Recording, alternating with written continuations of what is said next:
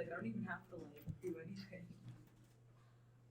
I couldn't imagine studying as much as you study. Like, I cry every day. Okay, well, welcome. Opening day of the semester, huh? Exciting time, new start.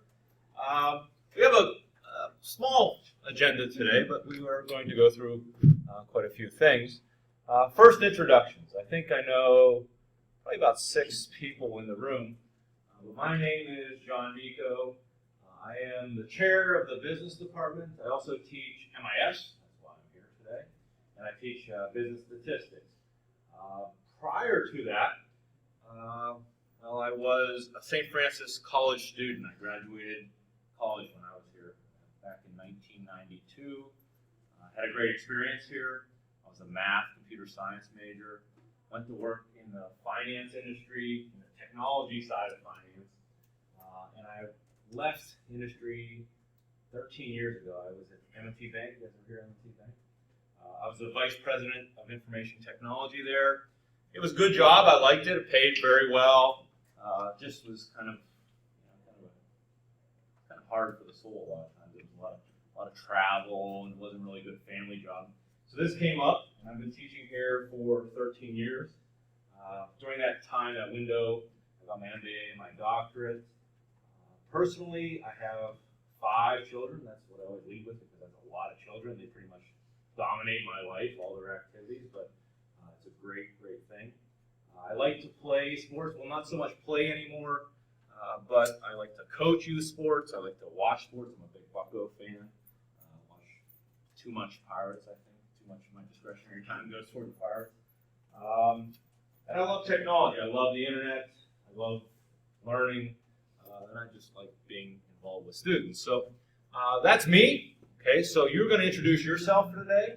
And I want 4 things. I want your name, your major, your hometown, and since we're in MIS class, whatever your favorite technology is.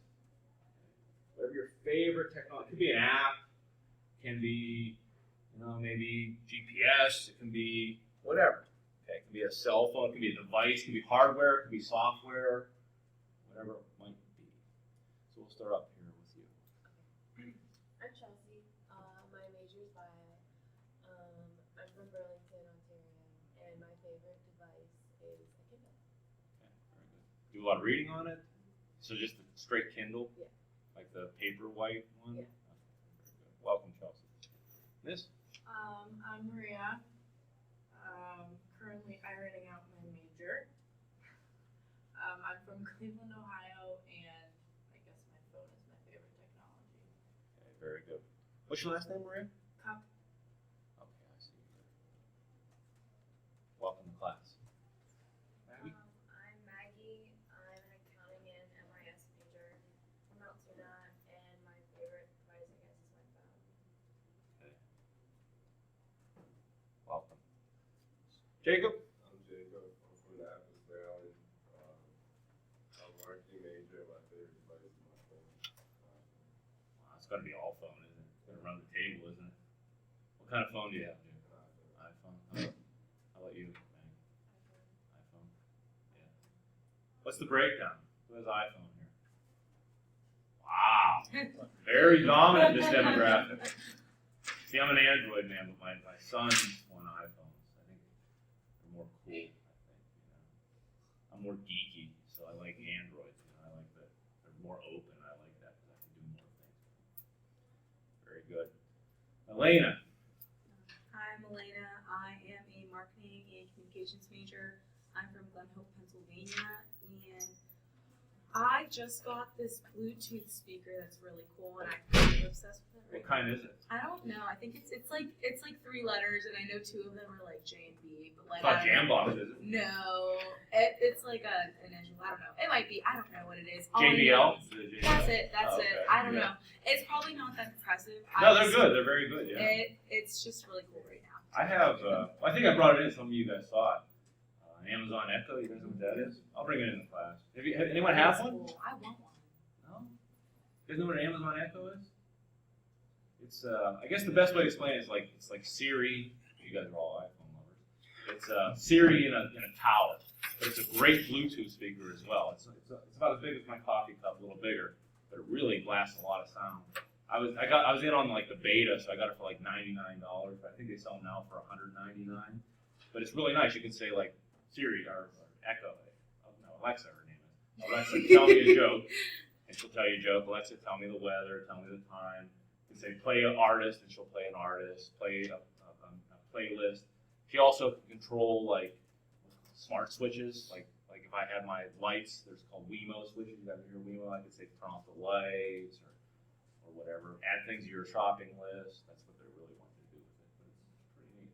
I'll bring it in. Is that what Dr. Eklund has? Dr. Eklund has one. Yeah, he's as geeky as me. Yeah, he got one before me even. Yeah. Stella hates that thing. Does she? Yeah. It is. You do develop a relationship with her. Very good. I'm Stephanie. I am an MIS major. I'm from Fulport, Pennsylvania. And my favorite technology is probably Wi-Fi. Wi-Fi, yeah, excellent. Is our Wi-Fi getting better here? No, worse. There's never enough bandwidth. No matter where I go, I want more bandwidth. Don't you? You guys can stream Netflix, right? That works. Sometimes. Majority of the time.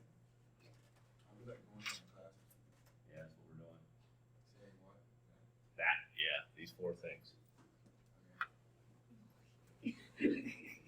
I'm Steven. My major is MIS and marketing. I'm from Manchester, Pennsylvania, and my favorite technology is the portable battery packs. You mean like the portable chargers? Yep. Yeah. Yeah, I had an HTC One and it was the battery's dying. I had tons of them everywhere. And now I got an LG G4. You guys aware of that phone? It's a good phone. Best camera in the industry. And you get a replaceable battery. I will never have a phone without a replaceable battery again. It's great because almost power user. Device is called Pebble. I could charge my phone with like 6 charges after 1 charge of that. Wow. It's nice. Pebble's there's a smartwatch called Pebble. I think so, yeah. That was one of the original smartwatches. But this is a charger. This is a charger. Very good. Sir. I'm Eric. I'm a business major. I'm from right outside of Youngstown, Ohio. And my favorite technology is the stuff that they use to regulate like roller coasters and a lot of that kind of ride technology. Wait, you mean like the software Yeah, that like they that kind of use? stuff, like how they Yeah. use that kind of stuff. I think that's really interesting. Yeah. Fascinating that they do that. Gentleman just died. What was it? What was the one in Ohio? Cedar Point, yeah. Yeah. But it wasn't. It was a. He hopped over the fence. Yeah. And Yeah. got hit. Yeah, because my wife was my one son, my second son's a big roller coaster lover, you know, and she's like, see, and I'm like, oh, it wasn't the roller Yeah. coaster's fault. Yeah, You know, that's it's- pretty accurate, yeah. yeah. Welcome, Eric. Sir. I'm Mark. I'm from Greensburg, Pennsylvania. I'm a business major. And my favorite technology is called iPad. You're from Greensburg?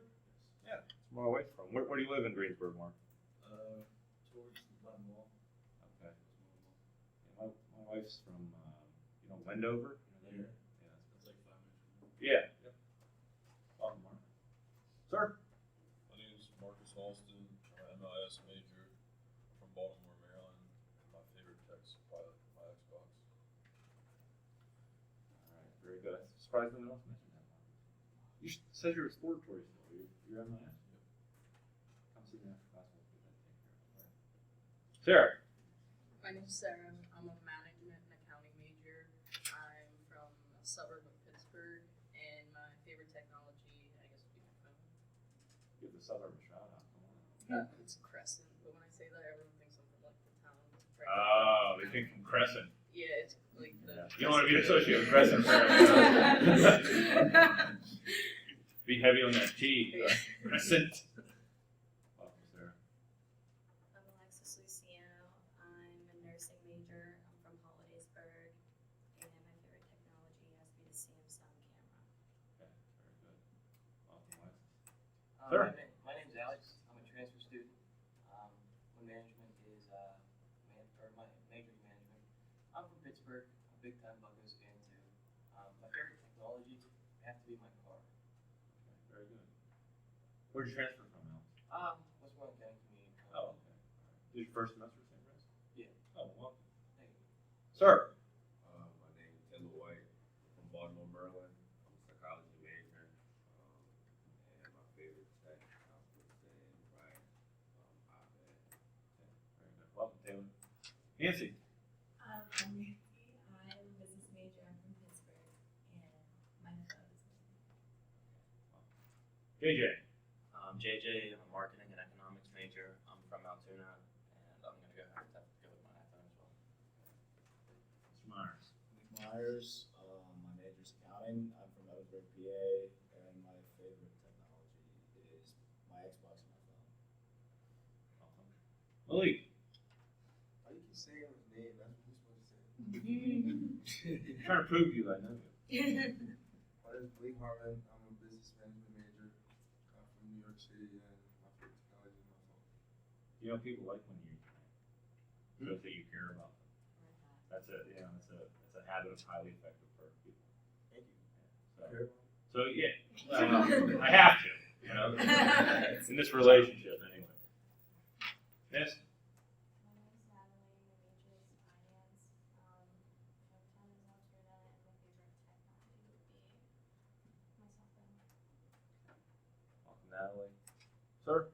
My name is Tommy. My major is business. I'm from Maricopa, Pennsylvania, and my favorite technology is probably my Xbox.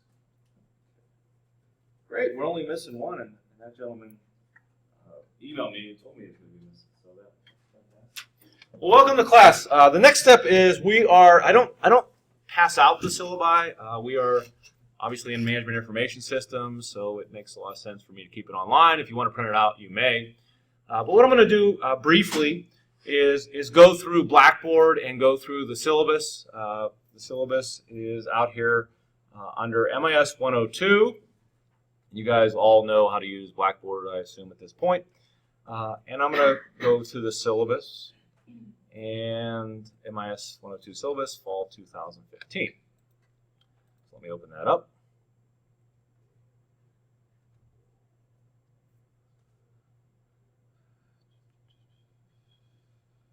Very slowly.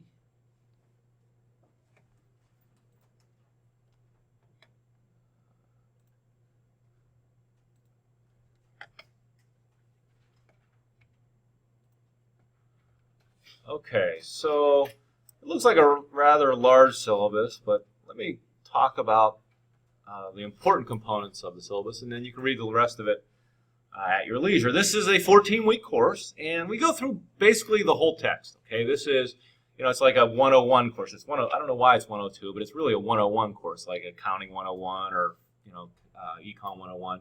So it's a survey course. So we go through a lot of things. We don't go really deep in a lot of things. We do like a chapter on networking, chapter on databases, but there's a whole course on database. There's a whole course on network. There's many courses on networking. So we go through all 12 chapters. The first couple chapters are MIS fundamentals. Then we go through information technologies. Then we go through using IS information systems to compete in the business world. That's really what's important. Then we talk about managing information as a resource. My contact information is there. I check email compulsively, so that's probably a good way to contact me. You can also stop by my office anytime. I'm in SCOTUS 205C. My office hours are there, but I work pretty much 7 o'clock to 4:30 every day. So if I'm not in class, typically I'm in my office. Now my office is kind of irregular shaped, and I have a stand-up desk. I typically stand, so I'm kind of in a corner there. So a lot of times you don't think I'm there, but I am. So if I'm not there, like if you don't see me step into the office, I'm kind of hidden in the corner. This is the standard accommodation assistance statement. There's some information about me. The course description, okay, this is talking about information systems, and information systems is not a discipline that people are very familiar with, especially like in high school. We don't get a lot of MIS majors from high school because they don't know what it is. They come in as computer science or they come in as engineering, and then they end up transferring to MIS as they learn what it is. So we will talk a lot about what that is. The text is using MIS 7th edition. It came out in 2014. They typically come out with these every year. They didn't come out with one for 2015. Oh, they did actually. I just adopted the old one because it hasn't changed a whole lot. So there should be some on the market. We use the text, but probably not as much as you might use it in like my stats class, where the course is very text-based, or an online class. So I will say this, but I will not ever use, you should never use an excuse. If you want to share the text with someone, you can probably get away with doing that. Okay? And it probably has some good resale value as well. Course texts are very expensive, I understand that. But it's important for you to have access to it, okay? Because there will be assignments from it. The material is going to follow the text, but a lot of it I review in class, obviously, so it makes it a little more clear. You can also lease it online at that address.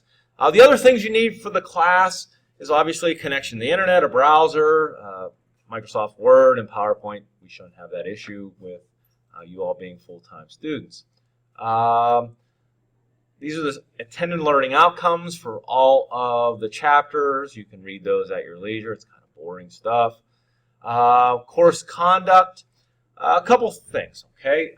Late assignments will not be accepted, and this is the default.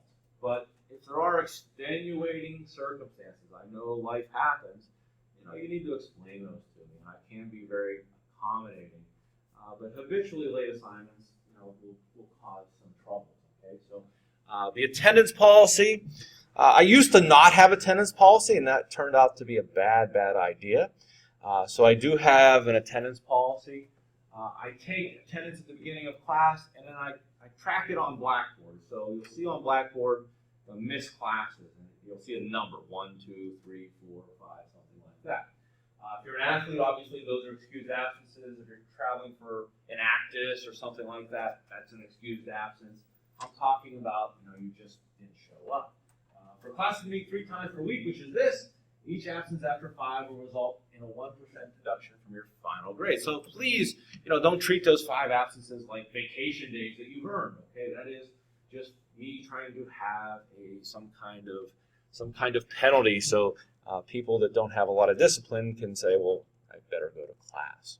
I don't count late.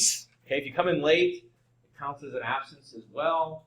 If I took in attendance already, maybe one time I will do that, but after a while, it takes my time, takes class time, it's awkward. It's if you're late, you're absent.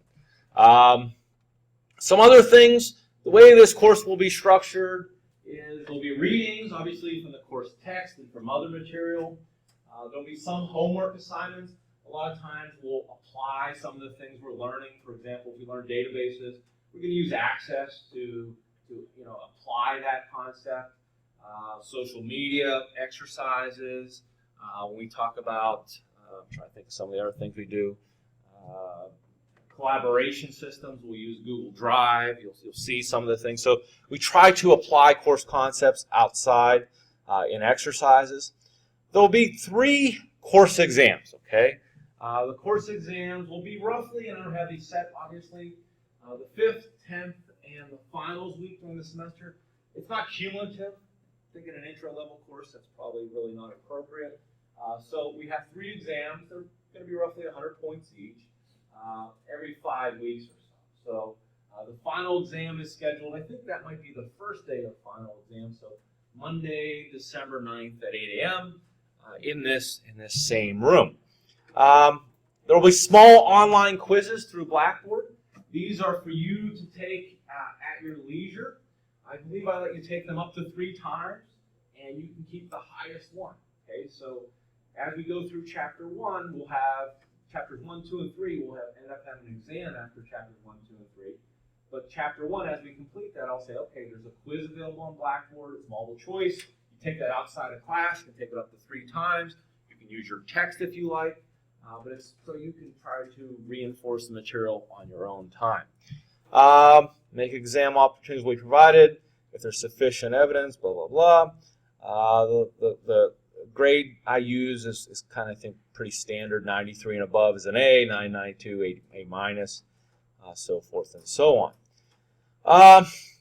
So I included this a few years ago, and you can read most of it at your leisure, but some things I want to highlight. What we're doing here is important. Okay, so you guys have paid a lot of money to come here, or even if you're not paying, even if you're scholarshiped up, you're coming here for 4 years, and that's an opportunity cost. You could have been earning money for 4 years. It doesn't matter. There's a cost for you and I to be here. So it's important, If we look at some of the statistics about earning a degree, people that earn a degree make about $1 million more in their lifetime with a 4-year degree than no 4-year degree with a high school education. So it's important. What we're doing here is important. In fact, it's so important that I've crafted an attendance policy. Okay, so in my 12 years of teaching, I've probably missed, less than, what do I have here? Probably less than 1% of my classes. And I have 5 children, family commitments, and all those things. So I think you can be here as well. I want to run an informal class, but I don't want to have to talk over people. So, when I'm talking, side conversations are really not appropriate. If you have a question, please raise your hand, or even, if you know the answer, speak out. This is going to be highly structured. I want you guys to be engaged, but I want you also to be courteous to me and to other students. Now, as far as laptops and cell phones, I love technology.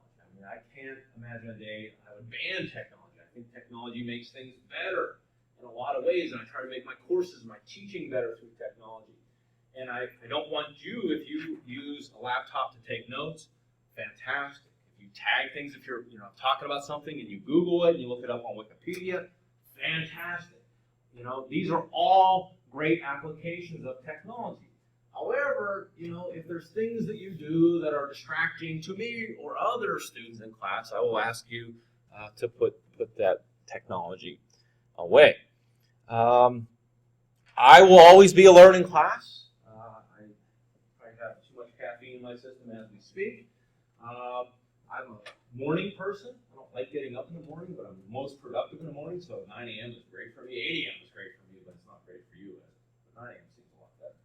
So try not to sleep in class. If you do feel like you're falling asleep or just you feel sore or whatever, you can stand up. Okay. I told you I work at a stand-up desk for most of the day. There's a lot of things they say sitting is the new smoking. You ever hear that term? It's bad for you. It really is. Sitting is the new smoking. There's a lot of statistics that say sitting is bad. Really? How? Basically just being sedentary. Just sitting around. As humans, we weren't made to sit. Think about it. 1,000 years ago, there weren't chairs, right? There were rocks and stuff you could sit on. But we weren't made to sit. We were made to be active. And there's a lot of statistical evidence that says that people that sit on their butt all day die early, right? So, for real. I'm not making this up. So, it's becoming a trend. I think I was the first one at St. Francis with a stand-up desk. I had the best physical plant. And now I start to see in other professors. I think Dr. Baker has one.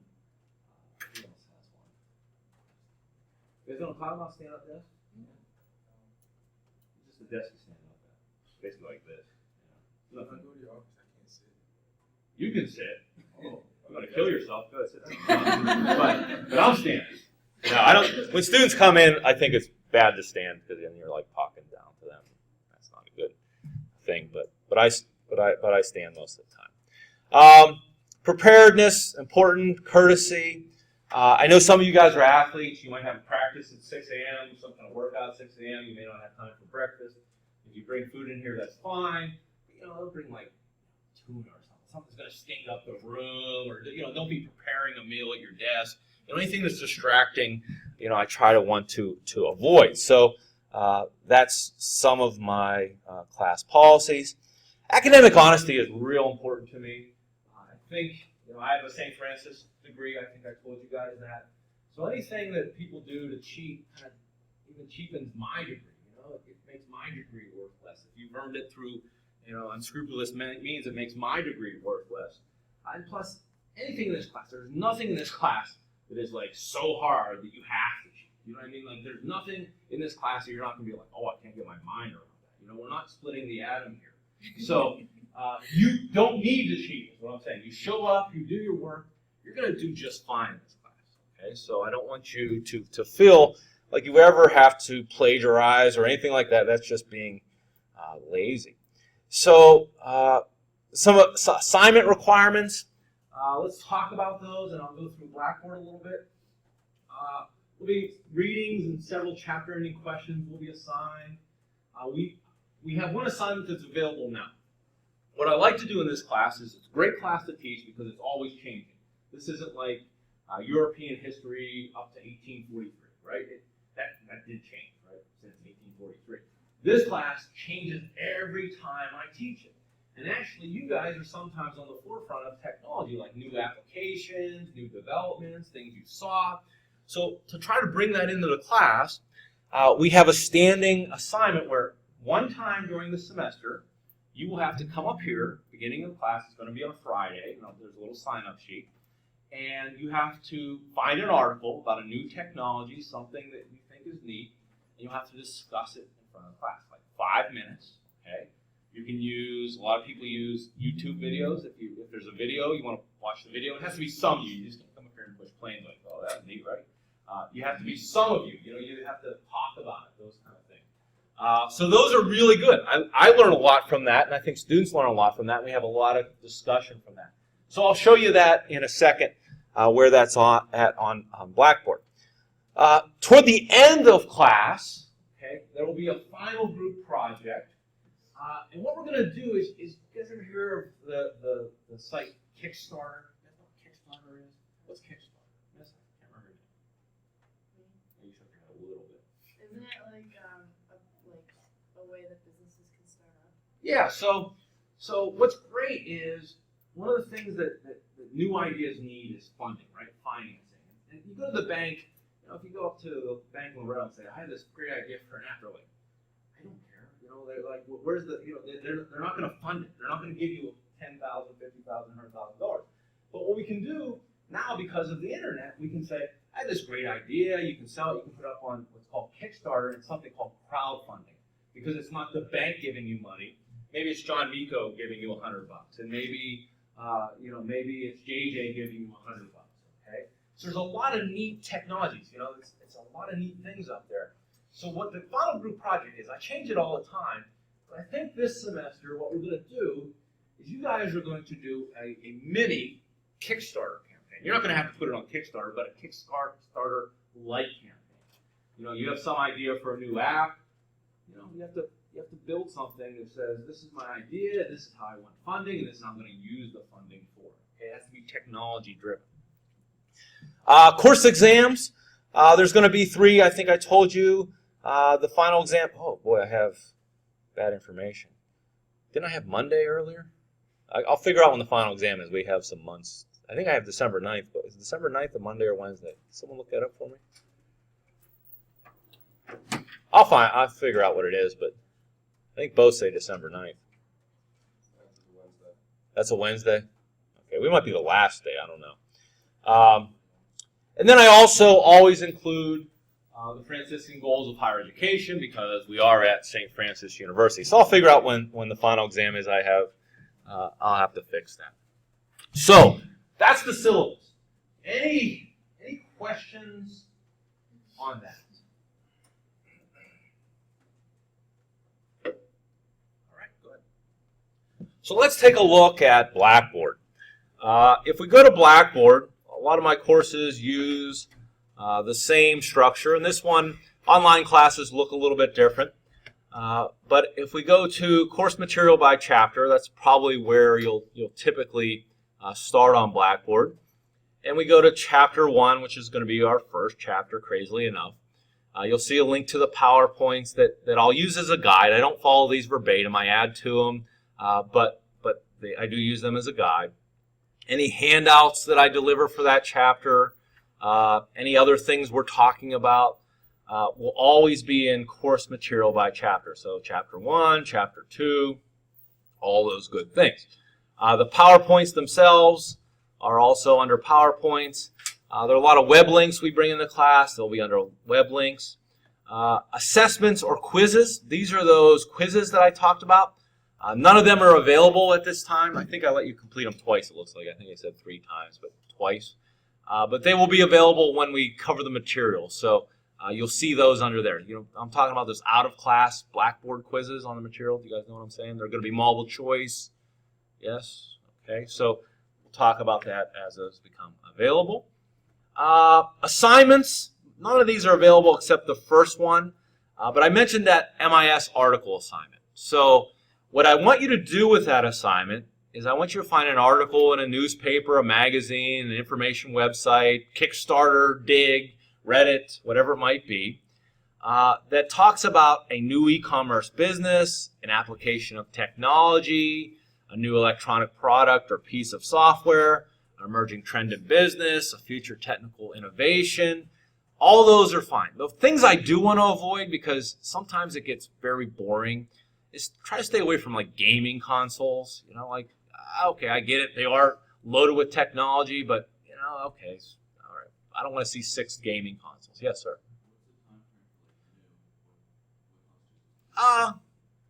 Last year, 2 years, something like that. Yeah, it can be anything. I'm not, you know, I mean, obviously you're not going to say the television, you know, or something like that, but something that is something that you think people would be like, oh, that's pretty neat. You know, that's I never thought of that, or I've seen that. That's a neat thing. It could be an application, you know, and talk about how we use it. And we're gonna not just gonna show it, but we're gonna try to look at it as an information system. It'll consist of both a written portion, which is basically just a summary of the article, and a presentation, approximately 5 to 10 minutes. A description of the technology involved and its business impacts, like who are the stakeholders, who's benefiting it from it. A breakdown of the 5 components, which you don't know at this point, which are hardware, software, data, procedures, and people. We'll talk about that in Chapter 1. The value added by the technology. Technology itself can be cool, but the reason we use it in the business world is to create value, right? To create some kind of value, to streamline processes, to make things better somehow. The players and stakeholders involved, who developed it, who is marketing it, what the price of it is, the time frame for the implementation.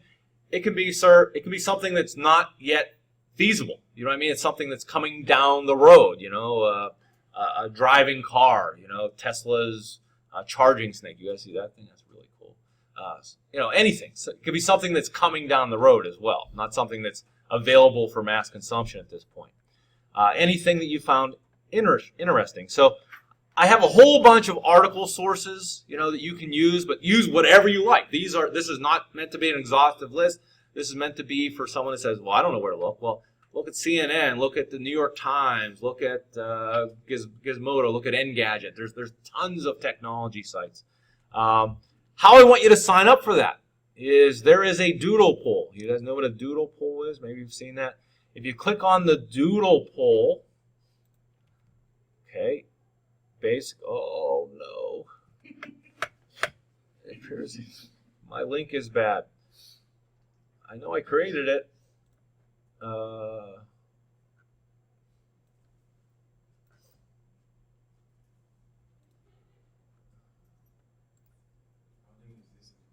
What's that? No, I don't know. I'll find it.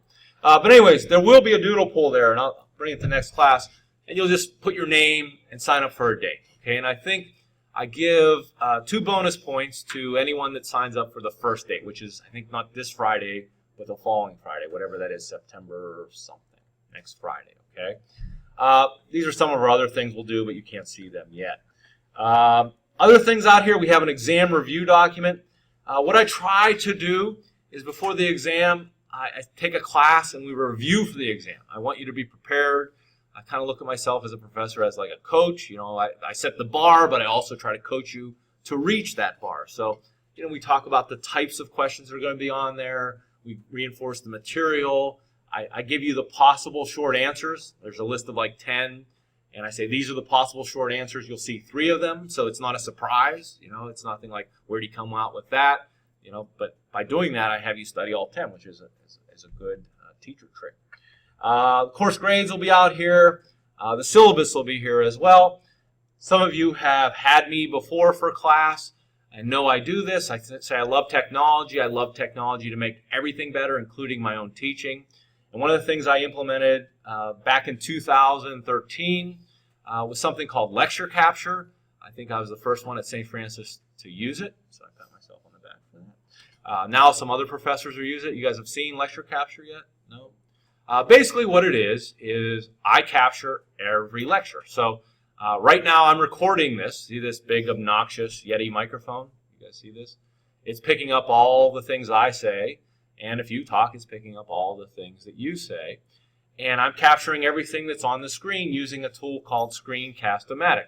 If you saw when the class started, there was a little countdown, pretty dramatic, right? Went 3, 2, 1, and then I started speaking.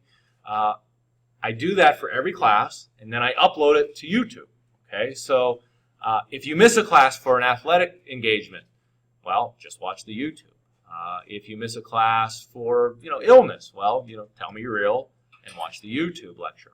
I think it can be really beneficial. It doesn't capture board work. The new lecture capture systems that cost thousands and thousands of dollars will do that.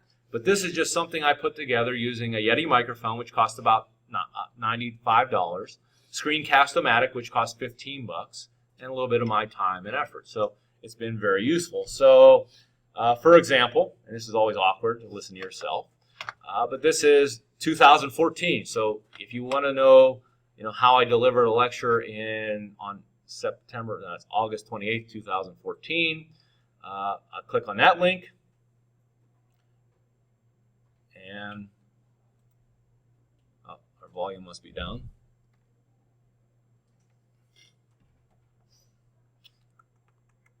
Let's put PC on mute. But anyways, what's going on with my volume? Well, a lot of technical difficulties in MIS class today, huh? You guys hear anything yet? I'll have to fix that. I promise you, though, if you bring up your laptop with proper sound, you will be able to hear my kind of annoying voice, but talking about the material. So I do that for every class. Okay, so those will be under 2015 YouTube lecture capture. So today's lecture, should you want to get a date and watch it again, will be under this link a little bit later today. Okay. So any other questions that you guys might have? All right. So it looks like we have about 15 minutes left. So we are done with the introductions. Check. We are done with syllabus and Blackboard. And we're going to focus on parking meters, which is probably not something that you thought you'd be talking about on the first day of class. I want to take you back to 1936. Okay? Oklahoma City, in Oklahoma, had a problem. The problem was that their downtown business district, where all the shopping was, it wasn't for suburbs and things like that, had a problem because people that worked in town would park in front of the stores and stay there all day, and there was no parking to come and spend your money. So they had a problem. As we often do in the business world, they had a problem, and they needed a solution. What do you think that solution was? It was a parking meter. So a gentleman by the name of, you don't have to put this in your notes, I'm not going to test you on parking meters, okay? This is kind of an analogy situation. A guy by the name of George Menge, M-E-N-G-E, came up with the parking meter. He said, you know what? Because the parking meter people, used to put like little white marks on the tires, and if the 3 white marks meant they were there for more than an hour and a half. It's very time consuming. And he came up with the parking meter, and I'm going to try to draw one. And I'm talking about the old school parking meters. This is going to be awful. It kind of looks like this, and there's a couple slots and a thing, and the arrow. You guys know what I'm talking about, the mechanical one. Okay, we still have them in my hometown of Portage. We still have that. That's kind of fun to do that. But that was the solution. And guess what? It was the solution that was adopted worldwide for the next 45 years. I mean, it was the technology, right? It was the solution, the technological solution to that parking issue. Okay? That was it. Okay? And it worked great. Okay? But it's been improved upon a lot. So what I want to talk about, or I want you to think about, is what problems that technology had.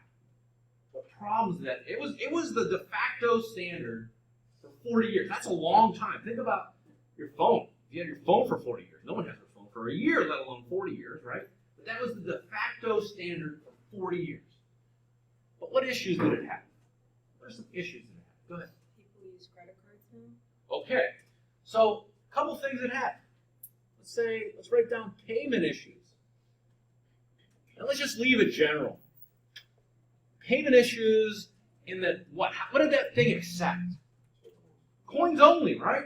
And it wasn't exact either, right? Maybe you only going to be in there for 15 minutes, but maybe it only took a quarter, and that's an hour. That's more time than I need, right? So it definitely had payment issues. You only had bills. You can't shove a bill in there, right? It definitely had payment issues. Credit card, whatever it might be. It definitely had some payment issues. Very good. What else? How about the users of it? Like, think about the users of it, the people that are what we call the stakeholders in this relationship. What problems did they have? What problems did they have? Well, think about the stakeholders. What's your name, sir? Mark. Doesn't the money for the parking meters go to the city though, and not the businesses? So technically, It does, right? Okay, that's more of a political issue, but you're right. I mean, the people that installed these were the municipality, okay?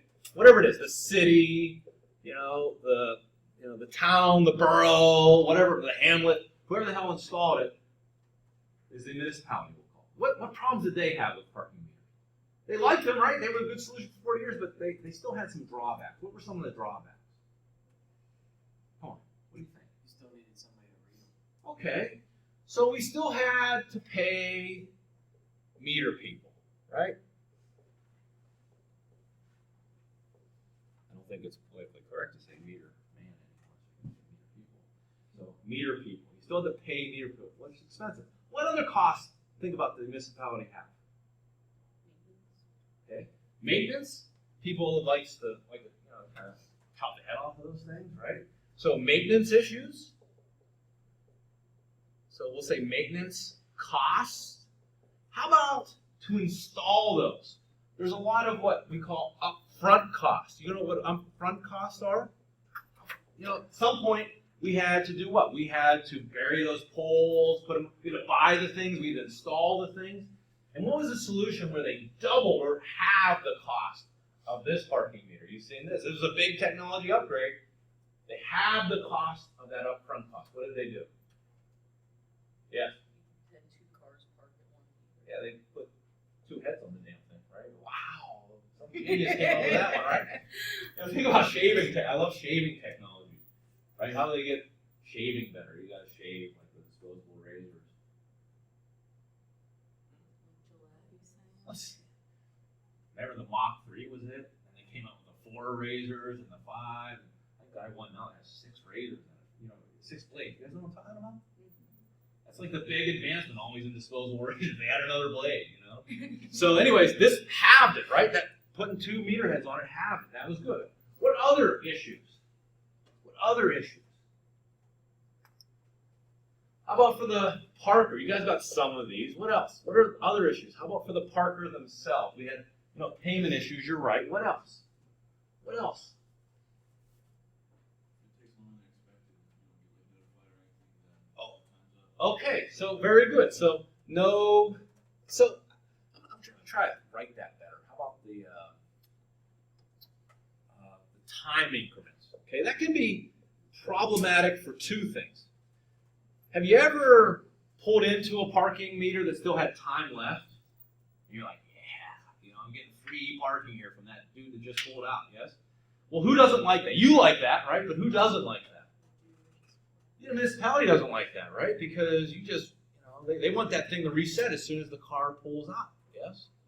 So the other thing is time increments, notifications, we have to go back and feed the meter, those are issues.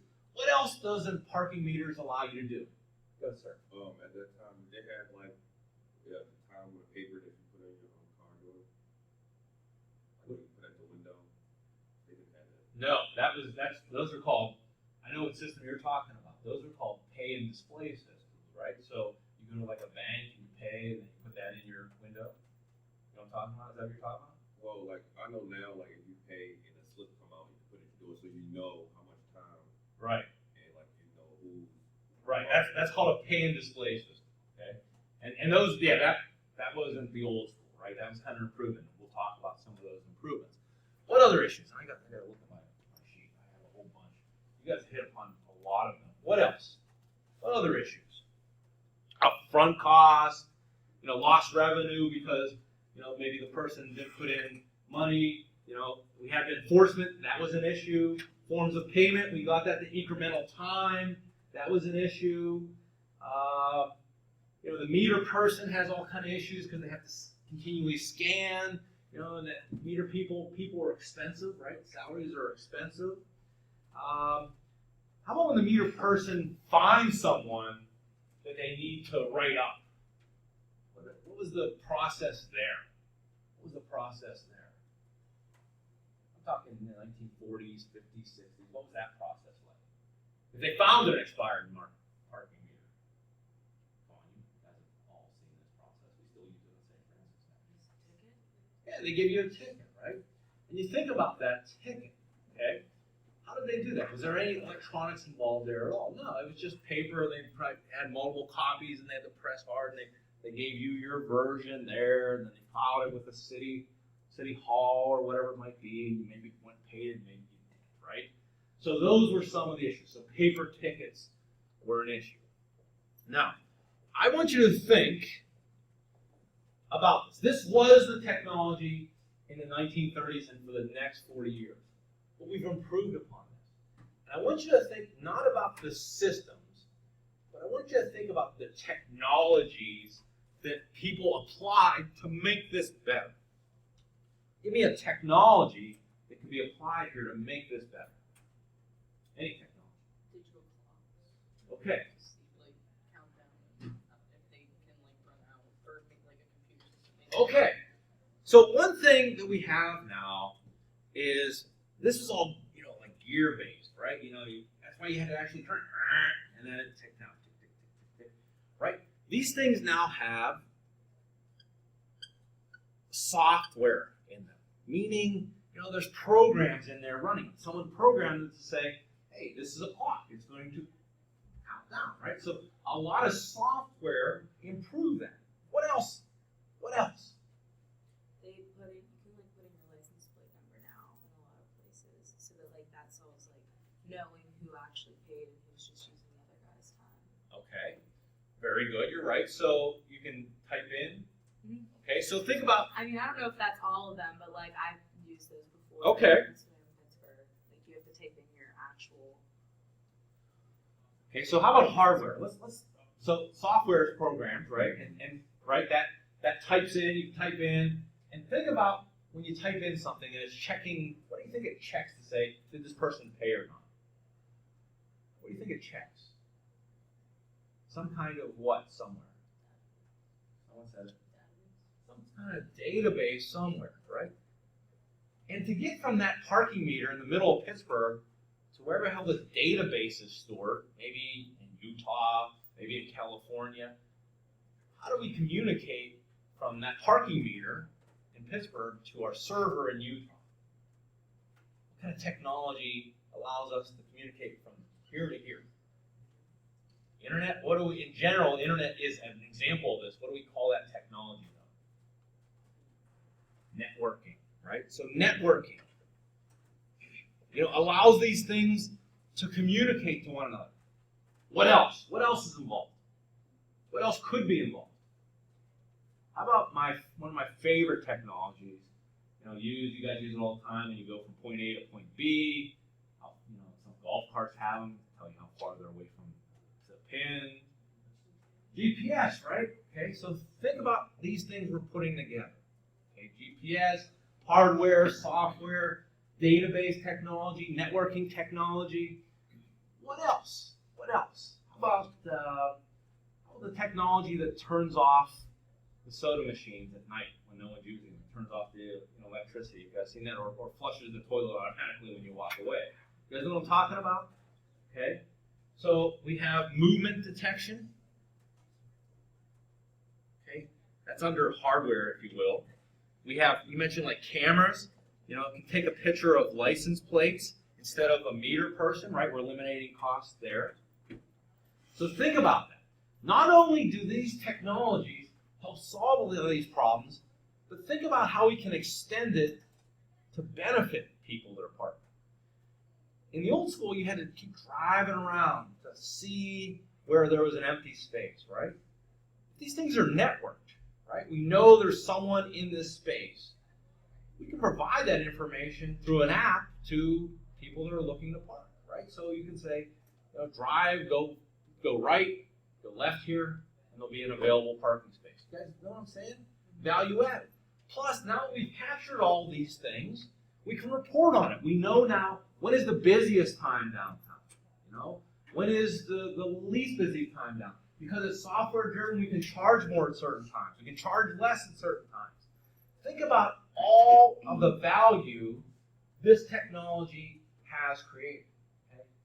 And that's what we're trying to do in this class. That's what MIS is all about. We all have the same. St. Francis has been in existence since 1847, and we've done basically the same thing, right? We've taught people things. Not, back in the day it was all religious classes, but now it's, anything, right? It can be anything. But think about how technology has transformed it and hopefully added some value to it. That's what MIS is all about, taking business processes and improving upon them, making them more efficient, making them better, and adding value along the way. So you don't have to know anything about parking meters, but you could do that with anything. I just picked an example, parking meters. You can see how technology can improve. What we're going to do on Wednesday is we will start in earnest Chapter 1, some front mat material that I provide before Chapter 1, but we'll start in earnest talking about this great field called Management Information Systems. Very nice to meet you all. Can't wait for the semester to really get underway.